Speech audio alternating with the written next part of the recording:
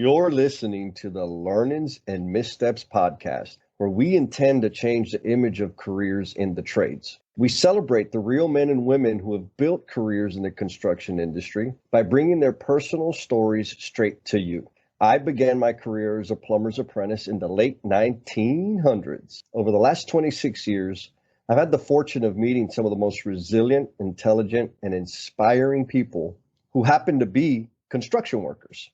My career path as a plumber has provided me with experiences and opportunities I thought were inaccessible. And I want you to know that the trades are a place where dreams can come true. These stories are brought to you by three brothers who share a mother. I am Jesse, your host. Our in-house writer is Ernest, a.k.a. La Voz. Hello. And our co-host, Rene. What's up? Y'all ready? Yes, sir. Dale. Hey, what's going on? I am flying solo with this opening. Our in-house writer, La Voz, is occupied otherwise. I'm going to do my best. Don't want to let him down. Have you ever reconnected with an old friend that you hadn't seen in 10 plus years and felt like no time passed at all? On this episode, you get to hear a conversation between Rene Caterpillar Duron and Alexander Trevino. Alexander's a first-year electrical apprentice after having had a career in social work. Decided to make a significant switch, and we get to hear about the family dynamics associated with that. Alexander also shares with us his personal experience in the education system. And then somehow, some way, Alexander gets Rene and I to start talking about our relationship, and we have a bit of a special moment that I hope you guys enjoy. And these two young men offer some powerful advice to all the journeymen out there. This advice would help our apprentices tremendously. And not only would it help the apprentices, but it would go a lot. My opinion is that it would go a long way in changing the construction culture out there. So stick around. I'd love to hear your thoughts about that. Also, some of you have indicated an interest in contributing to this podcast, even more than already sacrificing the time and letting us bend your ear every other week. So we created a Patreon account, and there's three options. You can sign up to be a member of the composite crew. You can also be a maintenance tech, or you can be a builder, because we need all of them. Signing up for composite crew, maintenance tech, or builder is going to give you access to exclusive content. It doesn't mean that we're going to be changing or stopping anything that we're already doing. It's an avenue for you to contribute if you feel the urge to do so. You can find all these details and information at patreon.com/learnings and missteps. We appreciate you listening and spreading the word. So here we go. Dude, so like I had to like resist not like asking you all the questions already when you hit me up, and then because like I wanted to catch up with you right there, but I was like, no, we got to get that in. So we're gonna catch up right now. So can you like I mean I'm embarrassed to admit, but I feel like I don't remember exactly how we met. So can you? Oh, bro. Yeah, man. When I met you, man. Dirty. Oh, dude, we were like, it was like in the transition to like freshman year, and you were like short, and you had like long gangly arms and a big old afro, bro.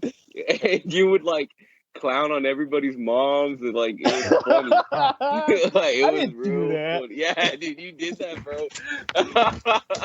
Yeah, man, you were like the funniest guy in the class. And then I remember, because I had just met you that one summer. It was like a 2-3 week thing or whatever. And then we never talked or nothing because we went to different schools. And then you showed up like at Burbank senior year or something for like the end of the semester, and then that was it. But yeah, bro, that's how I remember you, man. That little kid, little round, big old afro. Those awkward years. Yeah, it was cool. It was great. So what, do you remember what prep it was? Was it like Navarro Academy? Do you remember? Yeah, it was Navarro, bro. Oh, yeah. So, okay, cool. So that's how we met. And then And then I remember. Now the gears are turning. It was like a college prep thing, right? It was something, dude. I just know my mom made me go in the summer, and I was all upset about it. Same. Like, This fool right here. This fool right here on the freaking podcast, right? He's the one that made me go. How dare he try to further your life, bro? No, man. So you were telling me about how you went to school, right? You went to college, right? So Yeah, I did. I got my bachelor's in sociology, and then I went to the nonprofit world after that. wow. So Cool. what was your nonprofit world? I started with Family Service Association. It's just a nonprofit that caters to everybody from like little kids, like babies, to like elderly. I started in their youth program. So I would like go and teach different curriculums at like Poe Middle School, Memorial High School. I did that for a year. And then my next job was at Good Samaritan, working with youth, mainly at Lanier High School. And so I was there for about a couple years when working with youth there. What did you do with the youth? With Good Samaritan, it was more like teaching them like goal setting and like accomplishments and how to get to where they want to be. I was mainly put in classrooms where they weren't on track to anything. They were kind of just like passing them through freshman, sophomore, junior, just trying to get them out of there. So I would work with them and like try to teach them like real life skills that they wouldn't be taught in class. Wow. So I would create lessons around like financial literacy. I would talk about career possibilities and without college, like, because you don't need college to make money. That's one thing they pushed a lot in high school. Like, you gotta go to college. You gotta go to college. Man, I regret that so much. It's true, man. That freaking student debt, bro. Did you have to use your degree like when you started working with the kids at the nonprofit? Did you need that degree to get in there? They wanted either a social work degree, a sociology degree, or a psychology degree. Okay. And then made the huge career change. That's freaking cool, man. I didn't even know like that existed, like that you can go to school and like focus on those nonprofits for the kids in schools. For that, I knew there was a need, but I didn't know there was like a job for that.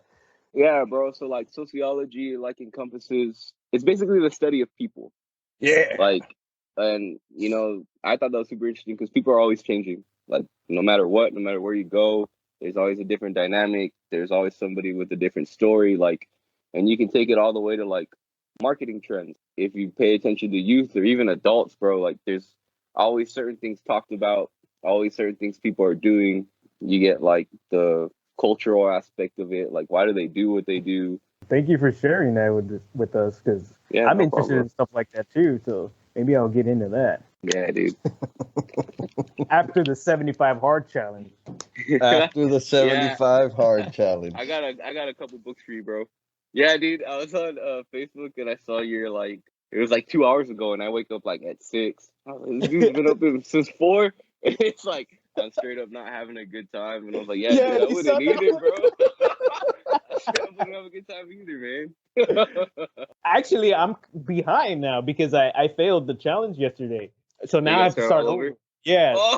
Oh, dude. But I feel great, dude. Like, it's weird. You would assume it's like daunting, you know, oh man, I gotta start over. This challenge is tough because it's like 5 critical tasks that aren't really that hard. But what's hard is to be consistent with all 5 every day. Even though I'm starting over, I feel like invigorated, man. I just feel like I can do anything, you know? And I wonder what it's gonna feel like at the end. I'll tackle that sociology degree. That's the next challenge. Dude. I got a couple books you can read, man. You're talking about going and getting a sociology degree in Alexander. So you go by Alexander, Alejandro? Alexander's good. Alexander? Okay, cool. And Alexander said, like, you don't have to go and get a degree. Did I hear you right?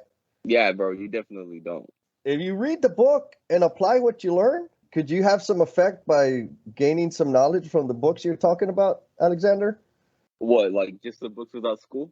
Yeah, like for Rene. Rene's thinking like sociology sounds interesting. You know, honestly, man, this may be like controversial or whatever, but I honestly think like college is mainly teaching yourself. I mean, the moment you show up to class, you don't want to be there.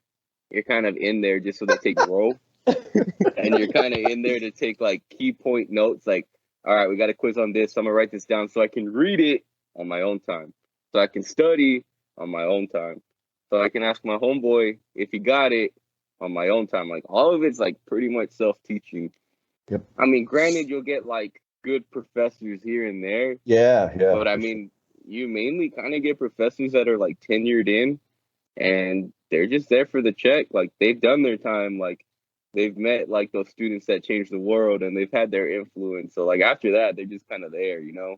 But you'll get good professors for sure, and you'll learn a lot from them. But I mean, you can tell who's there for the check and who's there like really because they love what they do. When I was at SAC, I was going for the early childhood education degree, and I hated history, man. I don't know what it is about my brain. I just choose not to remember dates, I guess, and people's names and stuff.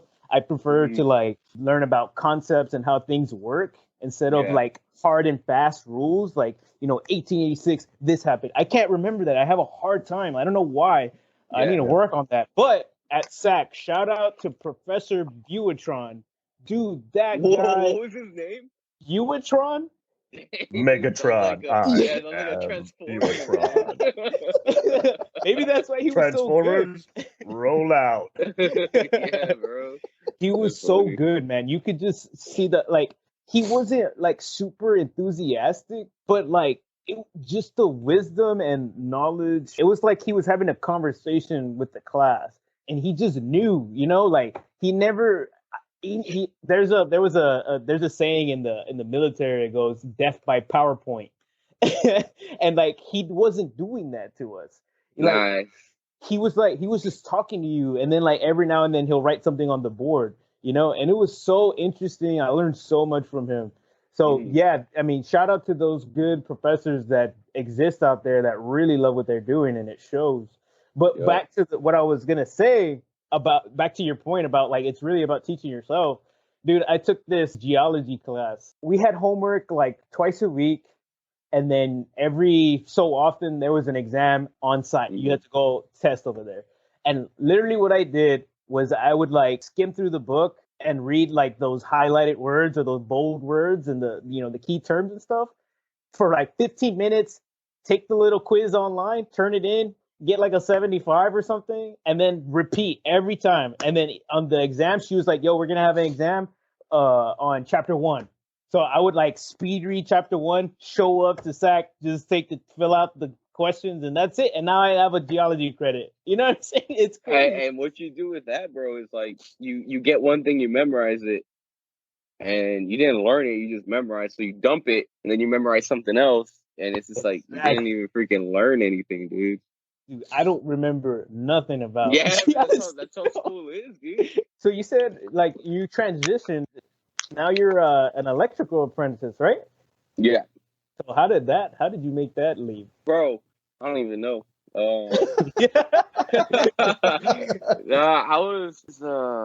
was working. So like working in like social services, it's like draining, man. Is it like emotional? Yeah. You invest a lot of time, a lot of like hopes and like dreams in the youth. Sometimes they don't take off, and it's like, what did I do wrong? Like how did I not lead them or inspire them enough? It's tough, man. Like seeing how generations are now is very apathetic. A lot of people don't care about anything, especially youth. And it looks like it's just getting worse. They don't take much interest in anything. It's all like on their phones. They just look for like instant gratification or like stuff to take their mind off stuff. It's really changing how they focus and what reality is to them. Yeah. Because they basically live through their phone, and they get their ideas in life through like celebrities or on Instagram or like TikToks. It was like tiring. Like I remember one of my good friends, his name's Darren, shout out Darren. He was flipping hot tubs for a long time, dude. His job sucked. He hated it. I can say that he's not there no more. He moved to a bank. But all this did was like, this dude just flipped hot tubs, right? He's like, how are you tired? He's like, I'm over here flipping tubs, blah, blah, blah. You have no excuse. Making this transition to electrical world was more about like, I wanted to learn something different too.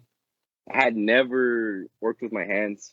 I was never handy, never had to be. So I wanted to challenge myself and really just shake up my life, because I feel like sometimes there's points in life where you get comfortable, and Yep. you don't want to fall into like repetition or anything. So I was like, I'm gonna try this. I'm gonna start at the bottom. I'm gonna start as a green, like as a grunt. I have to take everything that rolls downhill because I wanted to see if I could. It was like overnight, like within a week, I made that change. I was just talking about it with my wife, and she was like, "Really? Oh, You hell. wanna try Oh, it?" that's different. I'm thinking you're a single dude. Nah, No, you're like bro, married. I'm married, man. Oh, Yeah. shit. She put that ring on it, bro. Mhm. She put it on you.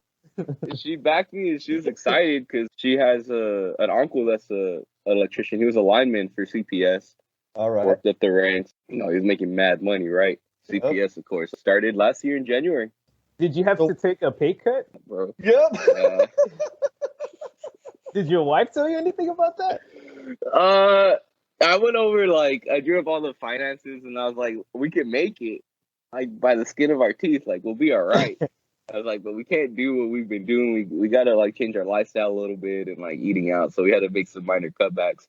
But she also saw the end goal of it. There will be a pay increase along the way, and then once he gets licensed as a journeyman, like that changes. And she had faith in me, I guess, because she let me do it. Yep. So I That's gotta get my awesome. license, bro. And that is awesome. Having somebody in your life that supports you and Mhm. believes in you, that's super important. Otherwise, I mean, there's some scary ass decision. That's a scary decision, right? That's not like, I'm gonna go buy some new sneakers. Like this is No, real. yeah, bro. I'm gonna shake up my life. And then right Yeah. after I did that, the pandemic hit. Oh Really shit. interesting, dude. Super interesting. Yeah, man. Were y'all worried about a layoff? Nah, bro. As soon as it hit, we started hitting overtime. Mm. It was weird. Like work picked up. I mean, the GCs didn't want to shut anything down. They were issuing us notes like if we got pulled over. That's when like San Antonio was on lockdown for a couple weeks. Yeah. And the job I left, they had like got some time off. They got shut down. So what were your earliest career aspirations, man? Like when you and Renee met, like y'all were begging your parents and every adult in your life to go to this summer camp to get college geared. Yeah. What were your thoughts then? Right? Like what do you want to do? I wanted to be an astronaut. That's what I wanted to be. Hell yeah! All right. Nah, I didn't want to be an astronaut, bro. Oh, I don't know, man. I just wanted to be useful. Yeah. That was mainly my aspect in everything. Is like I wanted to do something useful. I didn't want to do corporate work or like sit at a cubicle. I knew that would drive myself crazy, bro. Like even if I was making six figures, but if I had to be in a cubicle and doing this and that, and I wouldn't be happy. I never wanted to be like that. So I don't know. I kind of just been like floating around. So like when I also went to college because of my mom, bro. So Yep. Shout in out to the school, moms. in school, like yeah, that's why I took up like sociology and like giving back to the community, working within the west side of town and the south side of town. And I wanted to like invest in that, like show that like there's a lot of good that comes out of it. It's Yeah, just man. people don't see. For our audience out there, we're from the Deuce Dime, San Antonio, San Anto, Hey. right? And the south side and west side, well, I'll just say San Antonio as a whole, there is like clear socioeconomic divides between different parts of town. Bro, don't even get me into that. You know, right? Yeah, man. It's called redlining, bro. After World War II, when all the troops came home, buying houses and like they wouldn't let people of color buy into certain areas of neighborhoods. Where that red line turns out to be is the north side, Alamo Heights area, Castle Hills area. Like no people of color were allowed to buy in those areas. And those areas are now the wealthiest. Yep. And they just put like all the people like what's now the barrio, like the west side, south side, east side, put them all there. And yeah, dude, people of color didn't get a chance, bro, for sure. Yeah. San Antonio's super segregated. Super cool town, right? Like people are it's cool. nice. I love it. But you can definitely see a change in color. Like if you're driving down 35 and you start like at 35 at 410 on the south side, you'll see a change in color of the people as you go 35 up all the way through downtown and Ritterman and 1604 by the rim. I mean, that's not a whine or a complaint. It's a reality. Like you said, Alexander, there are amazing human beings in our side of town, on the south side and the west. I'm still on the south side. I'll be here forever by choice. There's tremendous talent everywhere. And it sounds like you, I mean, you said, right, like you weren't sure what you wanted to do. You just wanted to be useful, which is actually a pretty profound aspiration, right? Because most people want to make money. It sounds like you've always had this understanding about contribution and investing in people. Like even when you were younger, where did that come from? It came a lot from my parents. Yeah, my dad was really big, man. He would give you the shirt off his back, like anything you needed. And that dude, he was a jack of all trades. Okay. Anything, bro. Yeah. Anything from cars to plumbing to whatever you had messed up, he could fix it all. But yeah, he had a big heart for people, doing what he could when he could, and he was a big man of faith, and he really lived by, you know, that scripture of, if your neighbor asks for it and you have it, like, give it. Nice. That's how he lived his life, like, daily. So I think a lot of my influence, like, came from him and my mom. Rene's lucky to have an amazing, influential man in his life, or men in his life. Who is it, Rene? Yeah, a spiritual man you're talking about right now. Jesus. Jesus. He can't stop talking about Jesus. He's a spiritual guru. Yeah. I like it, man. Talking smack, man. I'm just talking Hey, so, like, is that y'all's relationship? Like, just big brother and you oversee Rene and you've been looking after him since he was young, or how does that go? Dude, that's a freaking amazing question. Rene, can I go first? Dale, go. Right, because I'll give my perspective. And you always go first anyways. Yeah. Yeah. Freaking jerk. You're so selfish. So yeah, I mean, Rene's 18 years younger than me, right? So I was a senior in high school when he was born. Damn. And yeah, dude, like, it was like, I don't think it was planned. Right? Like, yeah, usually you don't see, like, siblings that close with that much of an age difference. That's cool. Right.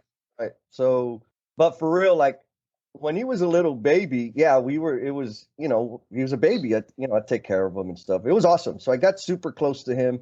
So something happened. We don't have, for me anyways, like, we joke around. We're close, right? We're tight. I love him. I care about him. I need him. I mean, he really saved my life. But it was around when he was in 7th grade that I realized he was having, like, all of a sudden becoming socially aware, right? Like, I don't know if you remember, but I know when I was in 7th grade, all of a sudden the pro wings that I was wearing meant I wasn't cool. But in 6th grade, it didn't matter. You know, mom was a single mom and she was working her ass off to support us and provide for us. So I ended up kind of picking poor male models to look up to and emulate. And I made a lot of stupid ass decisions, right? I did a lot of dirt.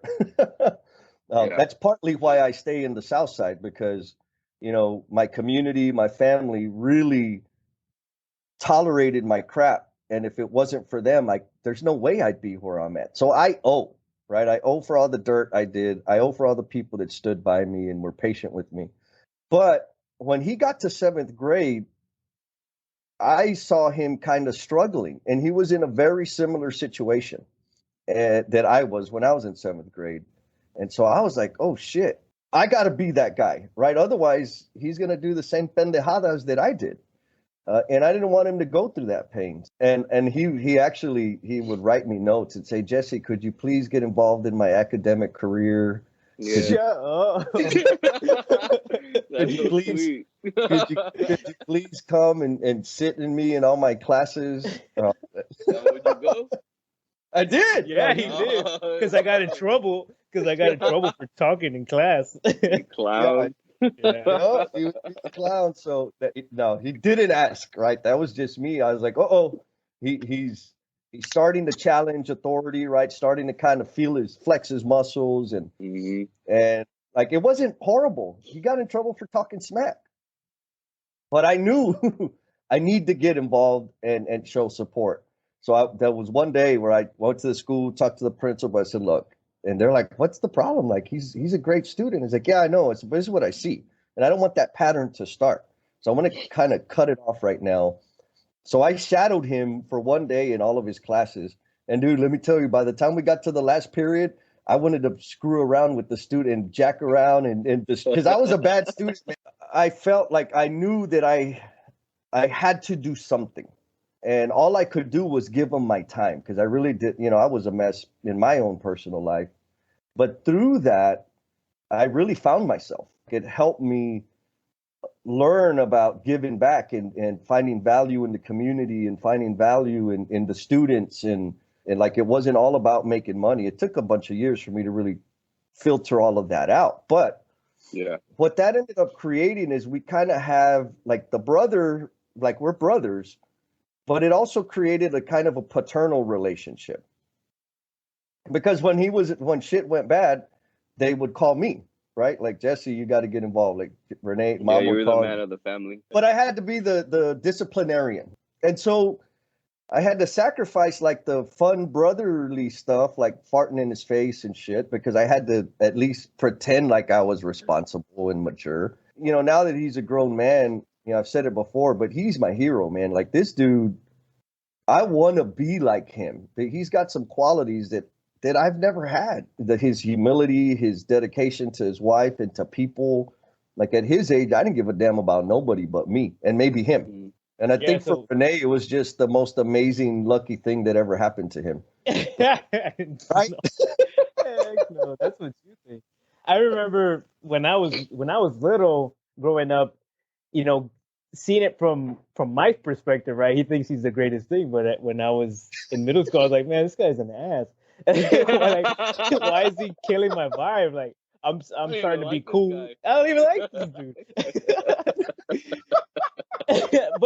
but in hindsight, like I remember a time where I was having a hard time in math.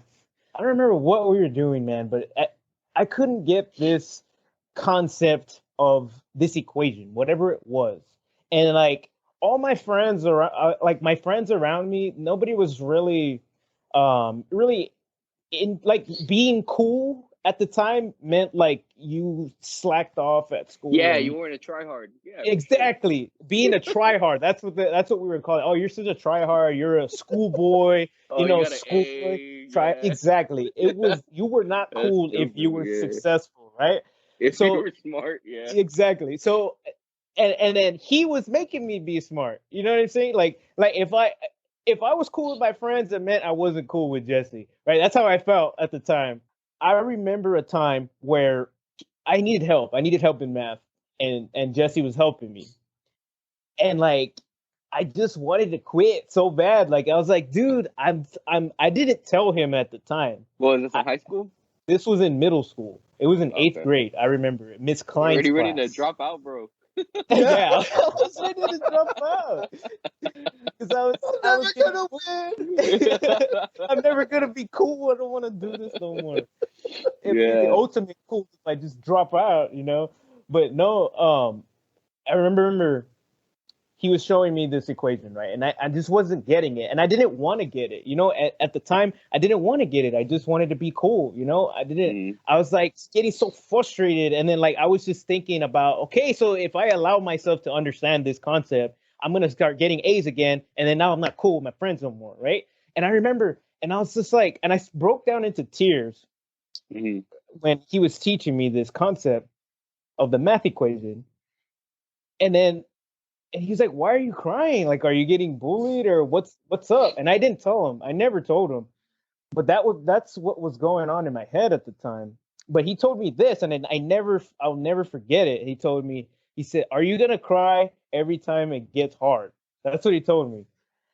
And like, dang, like that just clicked. It just clicked. And like, I feel like that's kind of what our relationship is now, at least for me. It's like, I don't need to cry every time it gets hard or complain or woe is me.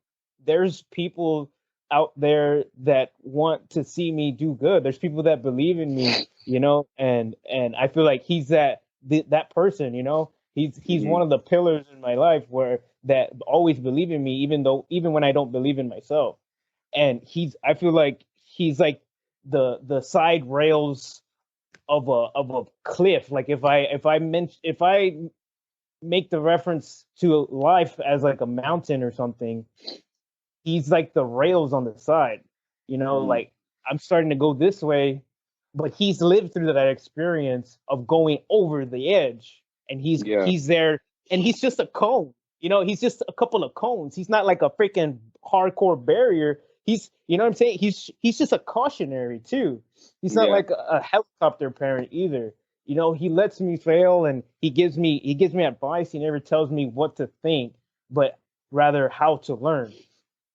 And I feel like that's what our relationship is now. And I feel like, you know, whether I realize it or not, or accept it or not, I feel like my path is similar to what his path was, but at a much faster rate because of his guidance.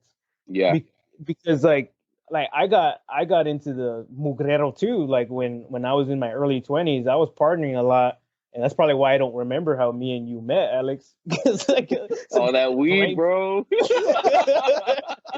Well, I didn't want to say what it was, but exposed. But yeah, dude, like I feel like oh. Man. But I feel like that's what we got going on. He's like a guardrail with like a launching pad and like my map, you know. And I'm grateful. I didn't say that. I just said you're a map. So Alexander, so you said, all right, hell with it. I'm gonna do something new. I'm gonna challenge myself. Yeah. Like total change. You went from nonprofit world, working with people, developing community, developing people, like giving all your heart, to now you're going into an industry that, like, they don't want to hear what you think. You just got to put shit in, follow direction, and put it in. Yeah. What kind of culture shock did you experience? Yeah, man. It's like you're an inside dog and then you get thrown outside, right?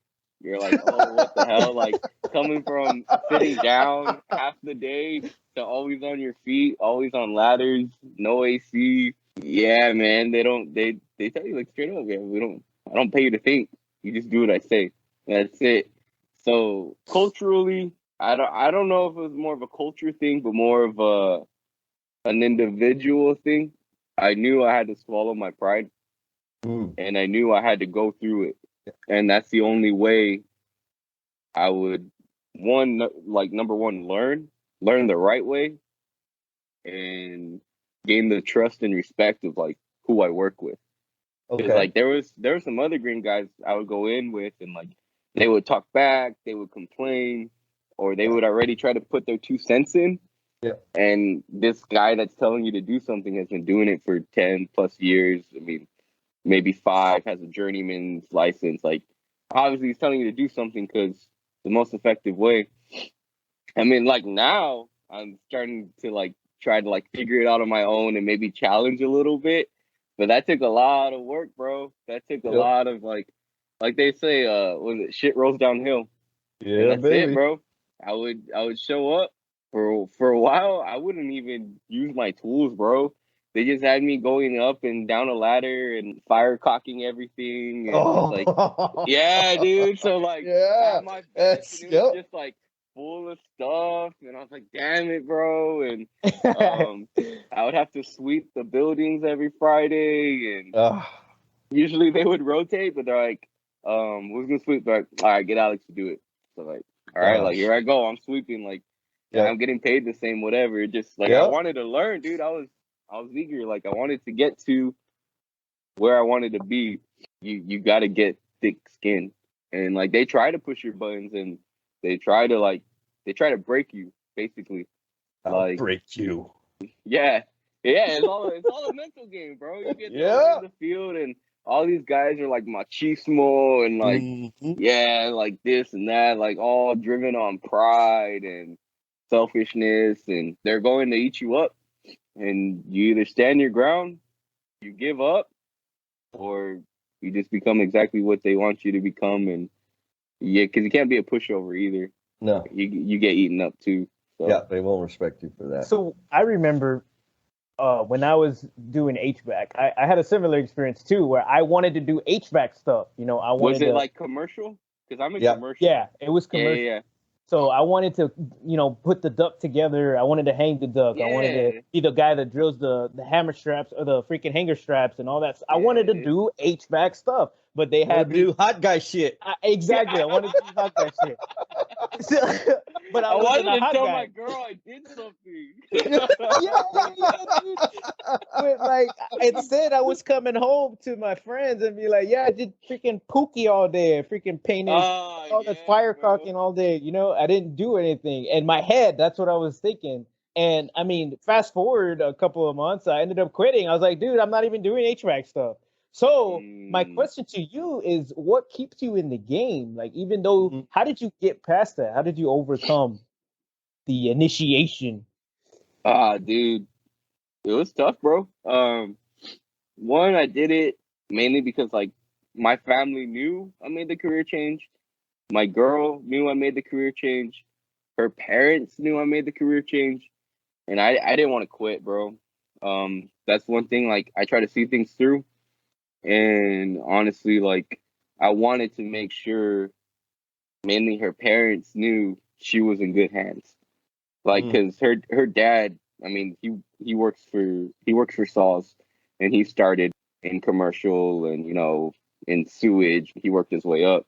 It was mainly people knowing that I made the transition and knowing that I didn't want to let a lot of people down. And I've always just been like a big picture guy. So like I know I'm right here, but I know what the end game is. So like if I can just like fight through it just like a little longer, like I'm gonna get there. But like you just gotta like embrace the suck, like I'm here. It is what it is, and you just keep pushing forward. And yeah, for sure, dude. I wanted to quit, bro. It's stupid, man. Why I even do this? Like, I'm over here, like I'm trying to like bend pipe. I want to get shocked already. Like I want to get in there, bro. I'm trying to get hit. But yeah, I had to go through that, and it was like maybe 4 or 5 months. No, 3, 4 months, and then I started getting my hands in there and bending pipe. And the first guy who taught me, his name's Ram. Shout out Ram. He started giving me a little more responsibility. Granted, when I messed up, bro, everybody knew, man. Everybody knew, dude. And I was like, and it just makes me not want to mess up anymore. Yeah. Like, I don't know how familiar you are with the trade of like electrical world. I'm sure just being around it, I'm sure you learned something. But like in bending pipe, if you're doing like an offset, and an offset is basically like an S, right? Yeah. And in order to do that, you bend it one way, flip the pipe, bend it another, but you got to make sure it's straight. And if it's crooked, they call it a dog leg, right? So mine was like a little bit crooked, and he's just barking loud, dude. And then everybody else starts barking too. They're like, bro, this dude can't do it. He did a dog leg, and I was like, damn it, bro. And like, all right, just can't let it happen again. But yeah, dude, yeah, I wanted to quit, bro, because it sucked. It sucked being at the bottom. Like it's not fun at all. Dude, there's just something motivating about a good woman, right? Because like I couldn't handle that for some reason. I don't know, at the time when I was working at the HVAC, I didn't want to embrace the suck for whatever reason. I think it was pride. Bro. Exactly. I was like, dude, these guys are disrespecting me. They don't even know who I am. Like, exactly my name. Exactly, dude. Well, then you take a step back and you're like, I don't know nothing, bro. Yeah, exactly. I don't even know who I am. So, dude, you nailed it for real. I was like, what? Like I was like 19, 20 when I was working in HVAC. I really didn't know who I was. I didn't know who I was. I was swelled with pride. I was in the best shape of my life at the time. So I was like, how were these people telling me? Like at the time, but fast forward a couple of years later, I find myself. I had my son, and I believe I was 21 years old. Yeah. And correction, because I remember on the previous episode I said I had my son at 19, but I was actually 21. Anyway, I had my son at 21 years old. Don't get that degree. I had my son at 21. I was working at a children's center. I really loved my job at the time, but like it was only paying $9.50, you know. And my wife was pregnant. Well, she was my girlfriend at the time. She was pregnant, and I was like, dude, like we're not gonna be able to fit our family into my mom's house in just my room. You know, we got a crib. We got to set up a crib. We got to set up the changing station, like everything that you need for a child. And I was like, I need to make money, man. You know, and at 950, dude, that 950's not gonna cut it, bro. So I started applying places, and my buddy, shout out to Ruben Gallegos. He was like, bro, come work at Saws. He was a meter tech, and he was like, yeah, man, I love my job. You know, I just fix a meter here, replace it. I got my own truck. You know, nobody's really telling me what to do and blah blah blah blah blah. And I was like, yeah, that sounds like me. I don't want to be told what to do either. So I was like, cool. He's like, yeah, but apply for utility tech. Apply for utility tech, and then do that for a little bit, and then apply for meter tech, because it's not an entry level job. Meter tech's not an entry level job, right? So be utility tech. But little did I know, I'm gonna freaking have to humble myself again. Yeah, Because buddy. bro, oh my gosh, dude, like I thought I had it bad at the HVAC place, but it was 10 times worse as a utility tech. I was like, not only were people freaking talking mess and barking and Rene no sabe this, Rene no sabe that, and no vale and all this stuff, and like fucking all this mess, and like, you know, I would make a mistake and they take away the tools from me. No, let me do it. You know, like super machismo to the max, like to the maximum level. But you know, I was like, I have to freaking do it. I can't quit this time. You know, I got my wife and my son. Like, I cannot leave this legacy of a quitter behind for my son. My son, Yeah. I got people watching me now. You know what I'm saying? But the key is that people were always watching me the whole time. You know what I'm saying? It wasn't. And four. But that like that's what I'm saying. Like, the shout out to my wife too. You know, for believing in me, and because I would come home and be like, man, Bon, please let me quit. I would tell her that, like, please let me quit. I'll go back to school. Just let me finish my degree. Yeah, exactly. She's like, yeah, I'm freaking right. We're not gonna live here forever and stuff like that. At my mom's house. If she was with you at 950, she deserves the world, bro. Yeah, exactly, bro. Oh man, she's so patient. And like, but I had to go through that initiation too, so that I can enjoy and appreciate what I have now. Like right now, I moved up twice, and I'm in leak detection now, and it's you use more of your head. But now, had I not gone through that, I wouldn't have the knowledge and the vision of the big picture that you were talking about to do my job as a leak detector. If I wasn't there in the whole underground, seeing what the pipe looked like, seeing what the fittings and what all the problems, the type of cracks, the type of breaks, the material in the ground, all of these things, had I quit when I was getting initiated, or had I not embraced the suck, I wouldn't have the vision I have now to do my job. And again, shout out to my wife for making me stick it out and staying with me and listening to all my bitching and complaining. Because if it wasn't for her, I wouldn't have made it. For sure. So dude. what advice do you guys have for the journeyman or the experienced people that are initiating that new squinkle, that new greenhorn that just hit the crew? I want to go first on this one. And you always go first. See, I get it from him. So I'm always gonna, every time anybody asks me about that, I always want to talk about my mentor, Francisco Escajeda. We have an episode about Francisco, who taught me everything I knew about the distribution system, the water distribution system. Like, yeah, he would be one of the guys too to say like no sabe, right? But after he was telling me no sabe, here, this is how you do it, and this is why. You know what I'm saying? Yeah, I mean, there's nothing wrong with talking a little shit, but teach the guy, show him. Like, it's, I feel like our culture, and I'm speaking in my experience, there was a culture, and it's still there, of like, you have to know everything right now, and if you don't, you ain't worth a damn or something.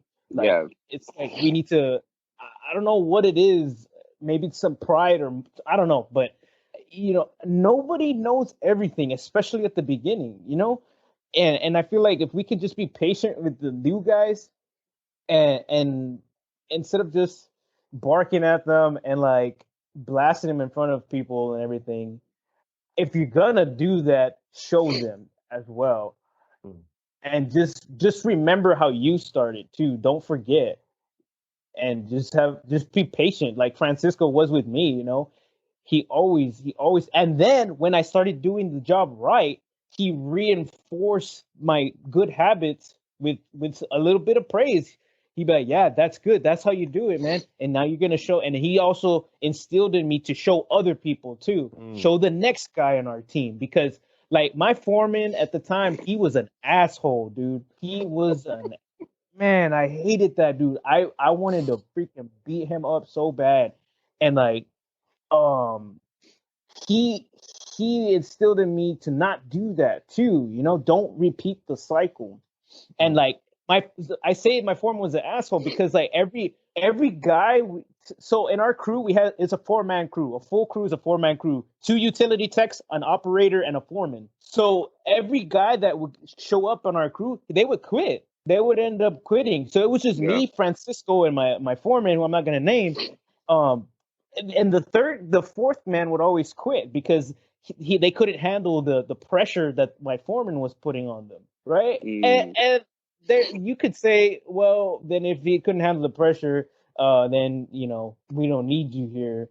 You could say that, but I wonder what happens if we flip the script, and start developing our guys, and change that culture. I wonder what happens, because like, I mean, I'm not trying to toot my own horn, but I really enjoy what I do, and I feel like I do a really good job at it too. And if it wasn't for these people that gave me patience and kindness and guidance, I wouldn't be here. I wouldn't be able to produce the quality of work that I produce now if it wasn't for that guidance. I guess that finishes my rant. Oh shit.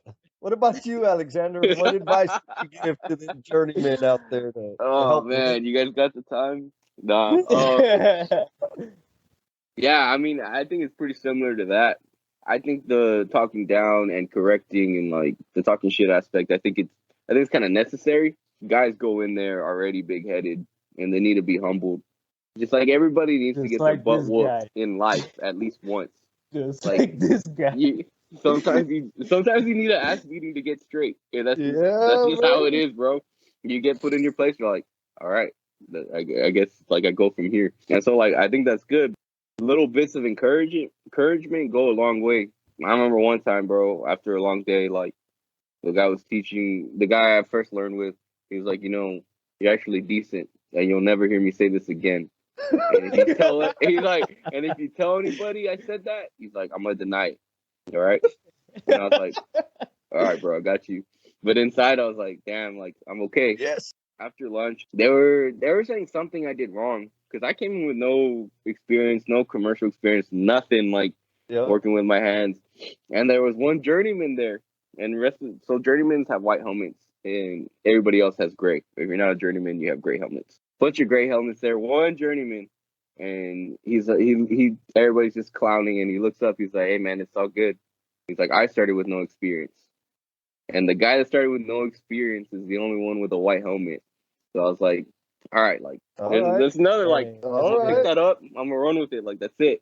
So it's also those little bits of encouragement that like they go a long way, bro.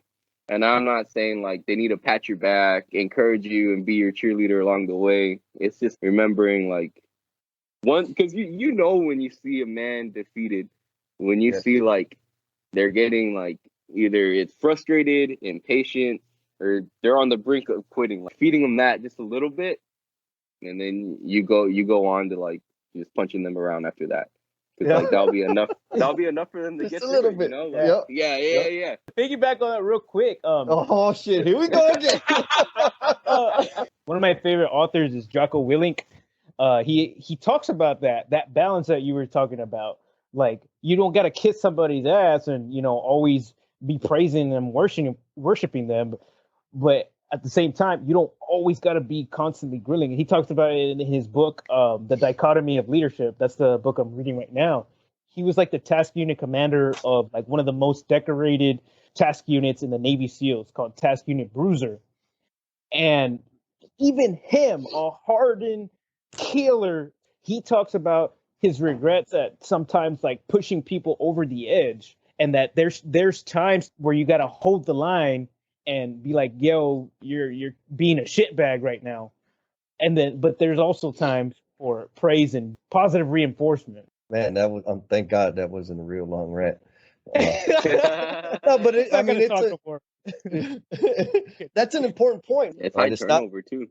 It's high turnover, right? Because man, you gotta, like you said, you gotta have some thick ass skin, because if you're dainty, it ain't easy, man. It's absolutely difficult.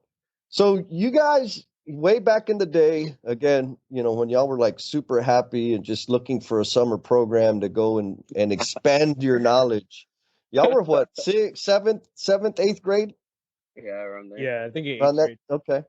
And so what I've gathered so far is like y'all haven't been tight all this time. So how did y'all reconnect? That's a good question. I think I posted something on Facebook, and then you just messaged me on Facebook Messenger, Alex. Yeah, right? Am I right? Yeah, you shared the podcast, and that's right. I read the title of Learning the Missteps, and then I read what it was about. I was like, yo, that's super good.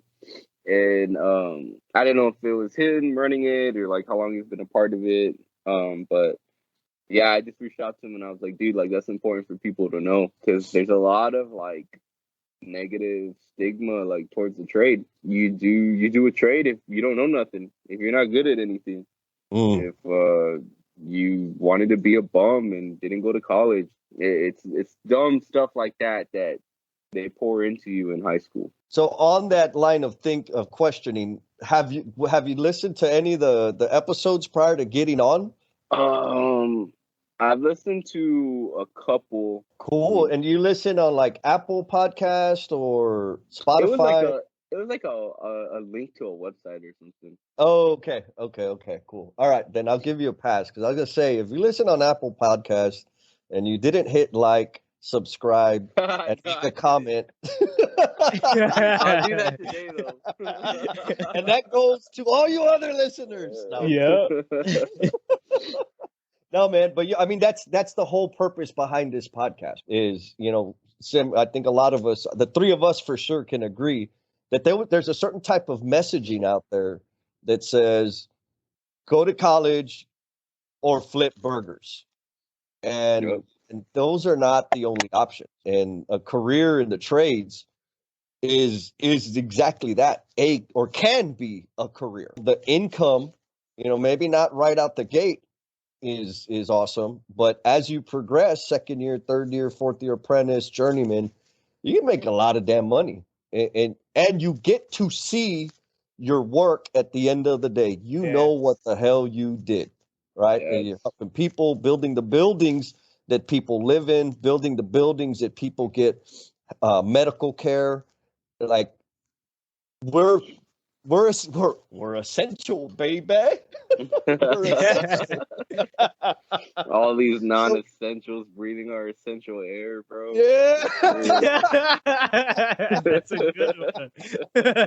Were you surprised, Alexander, by like the complexity of the work in the electrical trade, or like the level of math that's applied or the intelligence that those men and women out there actually doing it day after day? Did any of that kind of catch you off guard? No, yeah, because I did school too. Like I'm doing school right now, with through my company, and yeah, man, it's wild. You know, you just always flip a switch or turn this Right. on, and you don't think of everything firing to make that happen, and you know, everyone in their homes basically living in a toaster. You know, you got like just so much wire all around the house and powering everything, and why things short and all that stuff. What could go wrong? Low voltage, high voltage. Don't want to get those confused. You don't want to mix like your hot with your neutral. Like, No. yeah, dude. Like, it's just so much going on, and all the math. When like you're finding resistance or finding the current or the ampage or the wattage, even in your bending, the deductions you have to do for size of pipe, like, yeah, I didn't know, bro.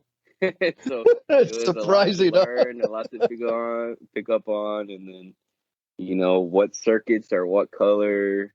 What color circuits and what number, and yeah, there was a lot to get a grasp on, like a lot to chew on, and a lot to Yeah. think about while I was just firecocking everything, you know.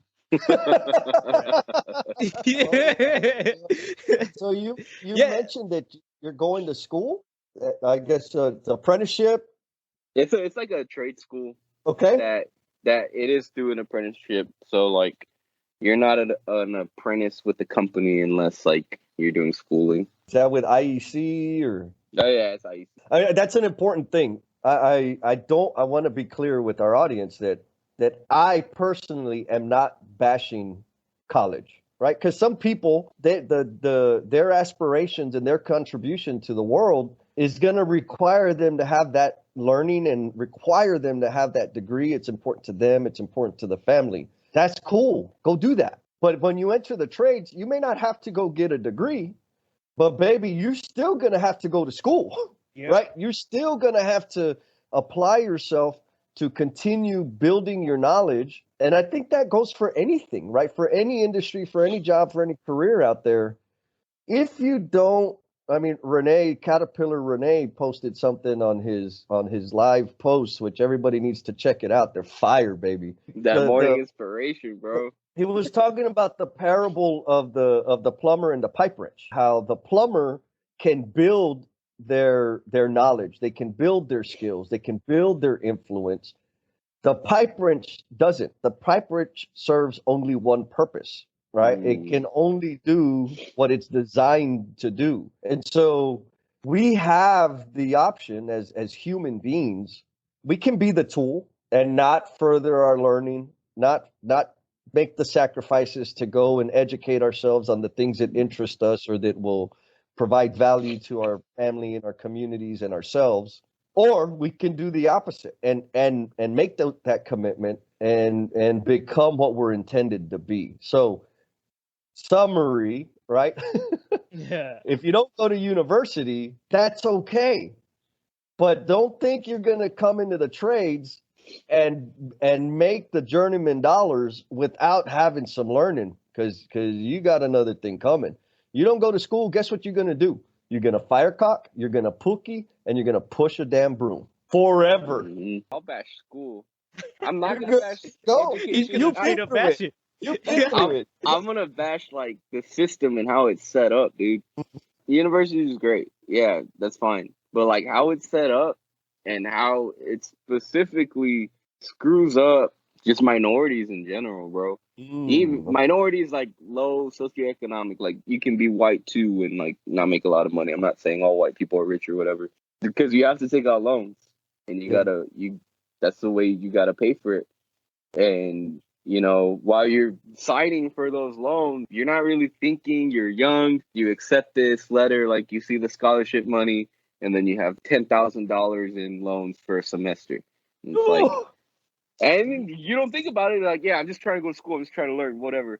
So you do it, and then that stacks up every semester, and then you come out owing like $80K, $60K, $100K, and that debt's with you, bro. And they don't tell you that, but like the trade school do it right. So my company's paying for my school. Oh, what would you say to those that say, well, that 10K scholarship or whatever or loan you got is an investment on your life? What would you say to those people? Bro. Uh-oh. No, I mean, yeah, that's what my mom tells me all the time.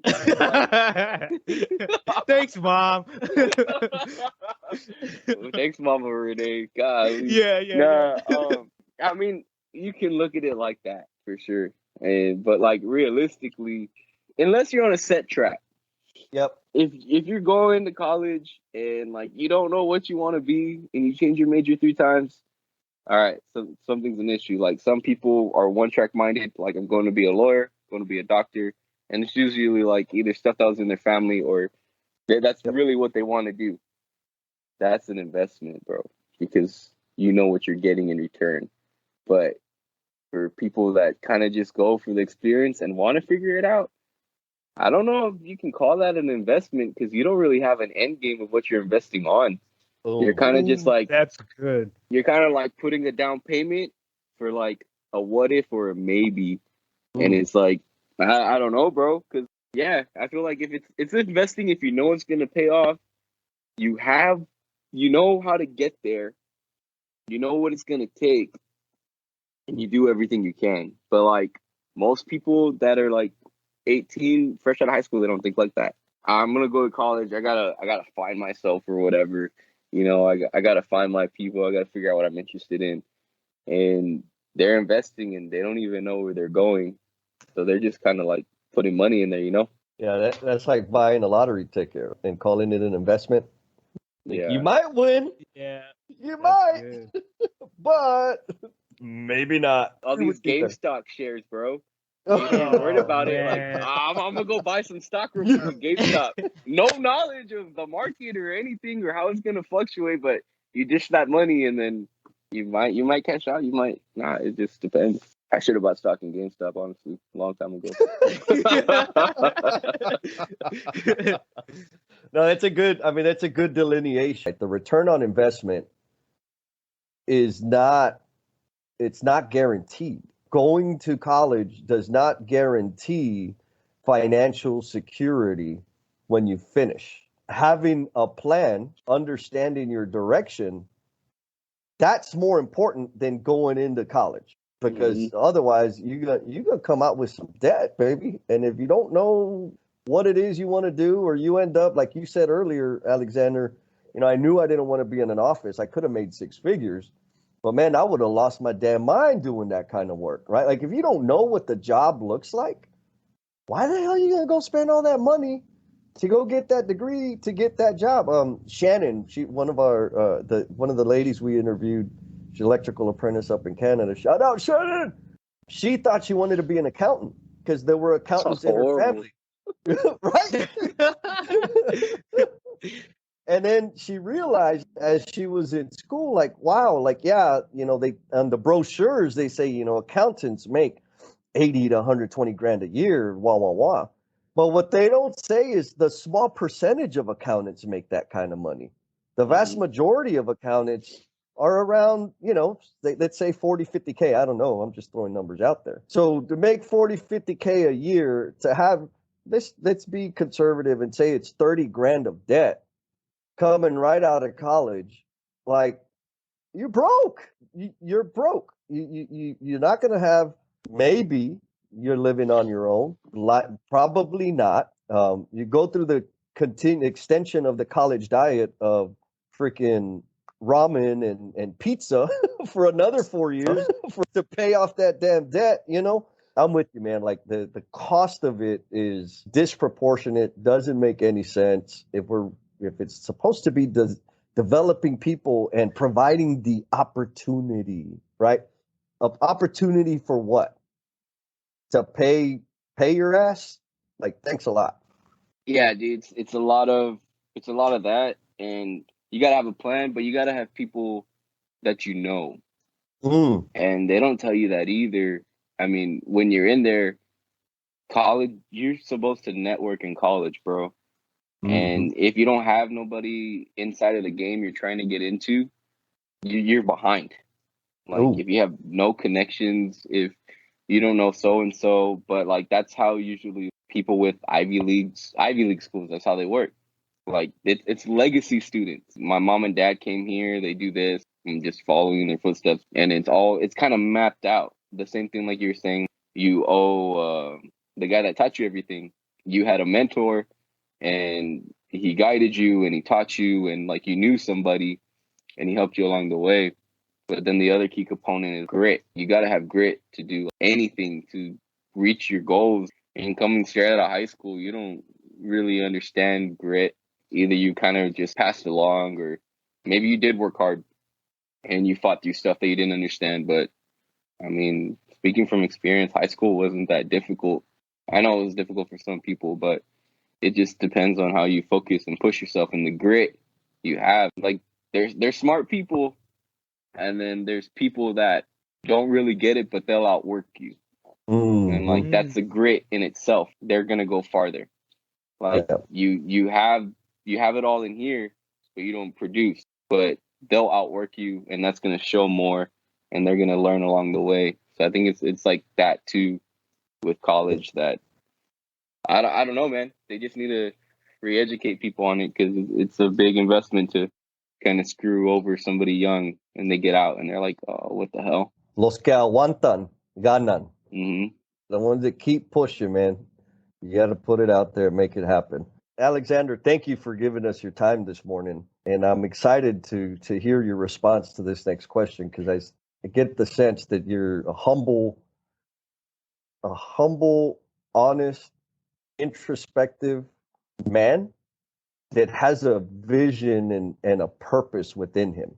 And I'm not trying to butter you up, but that's what comes across. Like, you could see how the system's jacked up and how people are suffering because of it, and you give a shit about it, right? You're not just complaining. You're saying, man, it's wrong. We got to do something different. That's kind of what I'm getting over here. So what fingerprint do you want to leave on the world? Dang, that's a loaded question.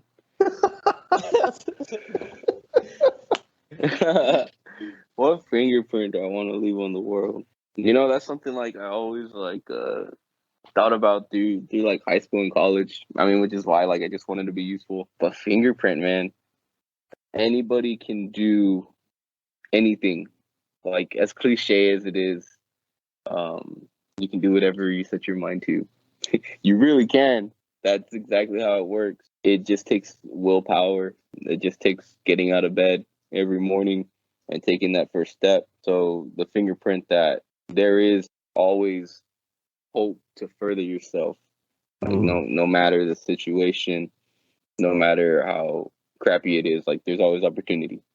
And I think just like leaving that type of wisdom with those who have either met me or had some type of relationship is just knowing like that there's always a way. And that's something I just like recently learned, just like from the career change in itself. Like, you get stuck in certain situations. This ain't gonna work, dude. There's no way to get done what you want to get done. Like, you have plumbing up, you have HVAC up. We took everything down because water can only flow one way. So we got to work around everything else. There's no way. But the thing in the trade is you always figure out a way, bro. And I think just taking that with life and leaving that fingerprint with those that I love and I care about, there is always a way to make any situation better and to learn. Because I think that's like the best thing like you can take away from like just being a human being is learning and growing from what you're doing and from other people. Like, that's it. Damn! Powerful, baby. Chill, bro. Watch out. I knew I had a good one. I knew I picked a good one. That's why I went and found you, and I went out there and dug through my friends list. I was like, we got to interview this guy. I don't want to make y'all not offer anything. No, bro. I mean, it's real. Like, I could feel like you mean it. You ain't talking shit. It's what you believe. It's what you're gonna do. Badass. Oh shit, Rene, you go first. Got him, Rene, go first. Okay, well, I'm gonna cheat because I got a prop. I'll start with my family. fingerprint do I want to leave on my family? My boss. One day we were having a conversation. It was me and my other foreman, and we were talking about the culture of leak detection and how we need to change it. We want to change it. We want to leave because there's a stigma of leak detection that leak detection don't do shit. Like they never get dirty. They have it cake because they're not in the hole anymore. You know what I'm saying? But they don't know. Y'all are the pretty Yeah. boys. With them, exactly. We are the pretty boys, and we get all the easy stuff, right? And that's totally untrue. And we were talking about having a conversation about eradicating that stigma because we don't want to be hiring people into our team that are coming in with that mindset that we don't do shit because we don't want people like that. We need people like think outside the box, come up with ideas, and who are going to take leak detection to the next step because we're growing. There's new leak detection technology coming out. We need people that are tech savvy. We need people that are adventurous. And he played a song from Johnny Cash, The Legend of John Henry's Hammer.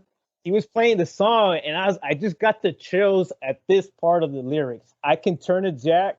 I can lay a track. I can pick and shovel too. And then his boss says, "Can you swing a hammer, boy? I can do anything you hire me to." Long story short, he can turn a jack. He can lay a hammer, pick and shovel too. He can do all that stuff, whatever you hire him to. And in the end of the story, he outworks this machine that's supposed to do all that stuff too. Yeah. And I think that's a wonderful story of just grit. I'm not the smartest tool in the shed. I'm not the best speaker, but I got grit, man. And I'll freaking outwork you, dude. And I want to leave that behind for my son and my daughter. Don't freaking beat yourself up. Eradicate that freaking I can't voice in your head that tells you can't do something. I want them to look at their dad and be like, yo, like dad did it. I can do it too. So that's the fingerprint I want to leave for my family and for my community as well. Like I know a lot of people that are just hella talented at what they do. Like shout out to Amanda. I have a youth group every Friday, and one of the girls that goes there, she's 20, and she's an amazing artist, man. I was like, dude, like you ever thought about like doing something with your art? Like getting paid for it, making a business, building a business around your art. And she's like, yeah, I'm looking into it, but I just don't have the money. I don't have time. I'm not that good, and I don't know how to do this or that. Yeah. Like, dude, just start. You know what I'm saying? Just start. Start now. Start with what you can, and start with what you know now, and then keep building on it. Keep compiling the knowledge and practice for when the opportunity comes, or you start molding the opportunity, and you can finally take off on that. You'll be ready because you've been doing it with all the grit that you've been acquiring over the years that you've been drawing. Well, I know too many people that have these wonderful talents and things that they've been practicing on. They didn't even know it because they just love it, and that just tell themselves they can't, and they get stuck in a space where they're doing something they hate. You know what I'm saying? And it doesn't have to be that way. And I want for my community to feel comfortable with sucking now and being great later. That's why I'm doing this 4 a.m. morning stuff. I want to show people like, bro, I don't know where I'm going. I'm just going. I'm just moving. And you can too. I'm a caterpillar right now. It's okay. Just start. You're going to be a beautiful butterfly. That's good. Oh, shit. I guess it's my turn, huh? So I've got a few fingerprints that I want to leave. One of them is changing the image of careers in the trades. I'm a tradesman, came up as a plumber right out of high school, right back in 95, started as a plumber's apprentice, did the deal, and have experienced amazing things as a result of entering a career in the trades. I don't do that type of work anymore, but had I not entered the trades, entered plumbing, I would not have discovered the other gifts and talents that I had within me. Like, I know I wouldn't have. There's just no way. So that's one fingerprint, helping change that for the educators out there, for the students, for the parents, for the world at large, right? Like, you better recognize, fool, we got game. The other fingerprint is very similar to what both of you've touched on, but I think we're all blessed with some skills and talents, but discovering them and learning how to apply them and leverage them is it's an uncomfortable situation, right? Because you got to get your hands dirty, you got to put the reps in. And so what I intend to do is help people discover what their contribution is, right? What their skills and talents are, and how they can share them with the world to make it better, right? To make it the right way, to make it the way it needs to be. The other fingerprint I want to leave is like change the world, help people understand that we can change the world one world at a time, right? And what I mean by that is every time I interact with somebody, it's an opportunity to help affect them. And it can be this easy. Make eye contact and freaking smile. And guess what? Usually that person will smile back. If I don't smile, I don't have any effect on that person. I'm just another damn face walking by. But making that eye contact and smiling at that person, all of a sudden, I gave them a smile. And that sounds kind of woo-woo, right? A little small. But it's exactly that. Every interaction that I have with another human being is an opportunity to make their day better. And so what I'd like to do is help people understand that we have a responsibility and we have the power to make somebody's day better. Those are, I'll be like the three-toed sloth, right? Those are the three fingerprints that I'm working to leave on this world, man. Thank you for asking, though. So, group hug or what? Rene, you got any last thoughts? No, that's it. I laid it out on the table. I mean, you told me you don't want me to rant no more, so. Wow. Hurt his feelers. Feelers. Caterpillar joke. Alexander, any last thoughts or any topics that we didn't cover that you wanted to touch on? I appreciate what you guys are doing and taking the time with me, and I think it's awesome, like changing the face of the trades and how it really is, and what you can do, and how it can change your life. I think that's awesome, man. The trades are really a way to measure a man, honestly, because it's not easy. Requires a lot of thinking, and like they say, figure it out, get it done. And that's what we got to take on with life. With every obstacle, we got to figure it out, and at the end of the day, we just got to get it done. Man, Rene, that conversation with Alexander was an inspiring, motivating conversation. It really was. And you even said some nice stuff about me. So thank you, little brother. Last time I shouted out to Ontario, Canada, because we've had quite a few listeners that have been consistently with us. I don't want to make our hometown people, the hometowners, feel like I forgot about them.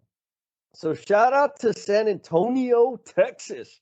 All right, Mr. Caterpillar, what shout out you got? We got a shout out for Amy Elizabeth. She says, the advice at the end of Renee's episode was exactly what I needed to hear for my son, who was complaining about things being hard. Let's give him some more advice that it's only going to get harder from here, brother, especially if you're growing. We're truly humbled that our advice could help you. And thanks for listening, Amy Elizabeth. Yeah, we appreciate you, sister. And the rest of y'all, the feedback that you provide is like fuel for us. It's some work. We enjoy what we're doing, but knowing that it has an impact on you is really meaningful to us. So please give us your feedback. Social media, text, email, phone calls, whatever. And we'll go ahead and share that with the rest of our audience. So keep it coming, and we'll talk at you next time. Man, you are one dedicated listener, sticking with us all the way through to the very, very end. Please know that this podcast dies without you, and we invite you to share how the episode's impacting you, along with your thoughts, questions, and suggestions. You've been gracious with your time, so we added social media links in the show notes to make it super easy for you to connect with us. Be kind to yourself, stay cool, and we'll talk at you next time.